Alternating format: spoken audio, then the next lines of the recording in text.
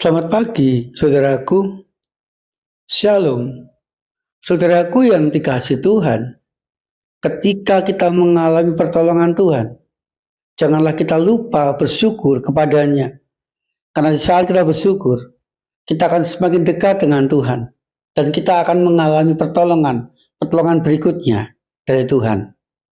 Saudaraku, pagi ini mari kita mendasari perjalanan kehidupan kita dengan membaca dan merenungkan firman Tuhan.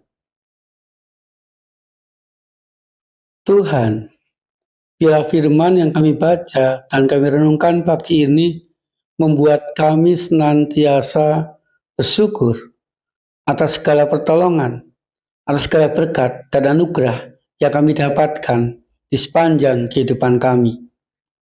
Amin. Lukas pasal 17 ayat 18. Tidak adakah di antara mereka yang kembali untuk memuliakan Allah selain daripada orang asing ini?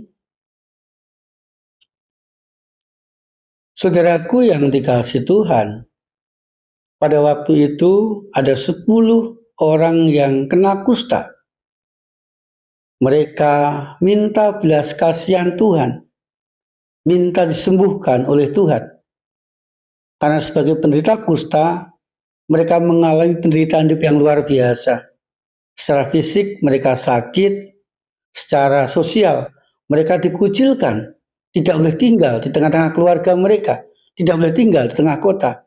Secara agama mereka dianggap sebagai orang berdosa.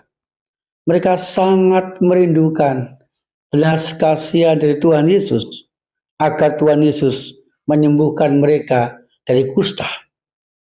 Saudaraku yang dikasihi Tuhan, ketika mendengar permintaan orang-orang yang kena kusta itu, saudaraku, Tuhan Yesus merespon.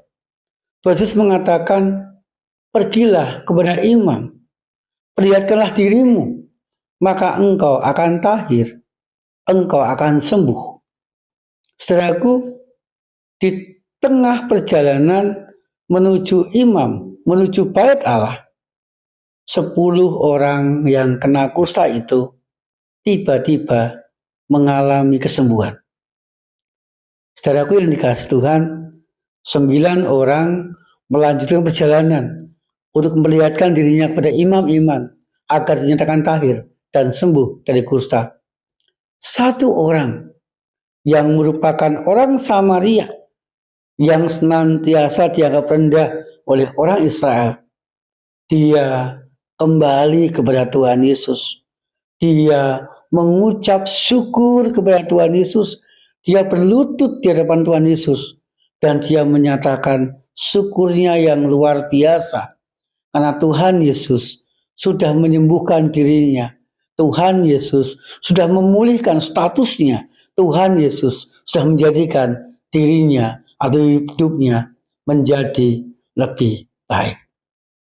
Saudaraku, ungkapan syukur yang disampaikan orang Samaria yang disembuhkan dari kusta itu membuat Tuhan Yesus menyatakan pengampunan Tuhan atas dosa-dosa orang Samaria itu. Saudaraku, Tuhan Yesus tidak hanya menyembuhkan orang Samaria yang kena kusta, tetapi Tuhan Yesus mengampuni dosanya. Dan Tuhan Yesus memulihkan keadaan orang yang kena kusta itu seperti sedia kala. Saudaraku yang dikasihi Tuhan, ketika merenungkan cerita tadi, mari kita menjadi orang-orang yang tidak lupa bersyukur ketika sudah mendapatkan, sudah mengalami pertolongan, berkat-berkat Tuhan di dalam kehidupan kita. Karena ketika kita lupa bersyukur, seringkali apa yang kita dapatkan, kita merasa kita dapatkan dengan kekuatan kita sendiri, membuat kita lupa Tuhan dan sombong di dalam kehidupan kita. Tetapi saudaraku, ketika kita bersyukur, maka kita mengakui bahwa segala sesuatu yang kita dapatkan bukan semata-mata karena kekuatan dan kemampuan kita, tetapi juga karena pemberian dan anugerah Tuhan di dalam hidup kita. Sehingga ketika kita bersyukur, maka kita pun akan mendapatkan dan mengalami pertolongan Tuhan di kemudian hari. Amin. Saudaraku yang dikasihi Tuhan, mari kita berdoa. Tuhan, biarlah kami menjadi orang-orang yang senantiasa bersyukur ketika mengalami dan mendapatkan pertolongan dan berkat Tuhan, agar kami tetap dekat dengan Tuhan. Tuhan Yesus, biarlah Tuhan memberkati perjalanan kami seharian ini, dan biarlah kami juga boleh membagikan berkat kepada orang-orang sekitar kami. Buat kami ya Tuhan, tetap kuat dan sehat di dalam kehidupan kami. Di dalam nama Tuhan Yesus Kristus kami berdoa. Amin.